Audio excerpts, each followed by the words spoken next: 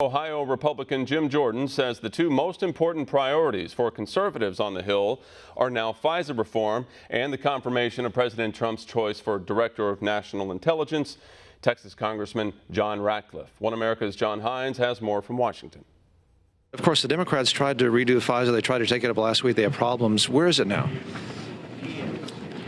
We got a good bill that Republicans put together, but the Democrats don't seem to want to work with us on legislation that would actually put in place what we call an amicus process, where you have a citizen advocate at the FISA court representing the interest of the citizen, the American citizen who's about to lose his or her rights and be surveilled. You need someone representing their interest to see if it's actually warranted. So we'll see, but it needs to happen. I mean, think about what happened 3 weeks ago. The intelligence community comes to Capitol Hill, briefs Adam Schiff, didn't tell the president what they were going to brief Adam Schiff on. Adam Schiff leaks it, and turns out what they briefed Adam Schiff about wasn't accurate. So the idea that we're not going to reform this after the history of this place, with the 17 lies they told the FISA court back in 2016 so they could go spy on the Trump campaign.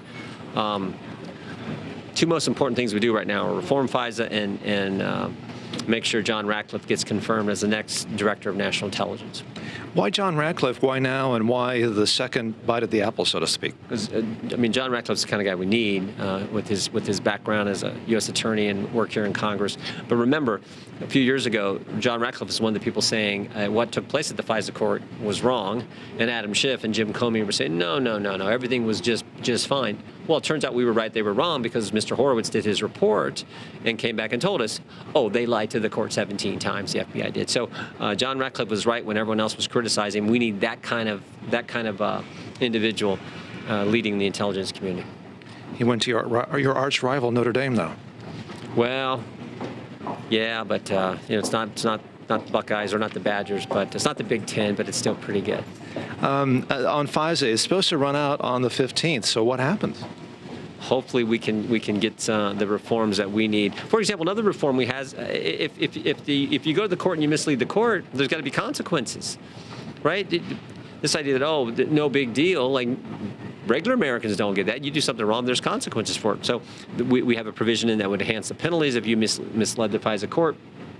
We have in there, if you're going to spy on a candidate, an elected official, or a campaign, or a staffer from a candidate, campaign, or elected official, or of a candidate, campaign, elected official, if you're going to do that, we need the Attorney General himself or herself to sign off on that FISA so that they're invested on the front end and they know, wow, this is serious. This may come up at some point later. We better make sure that this is warranted.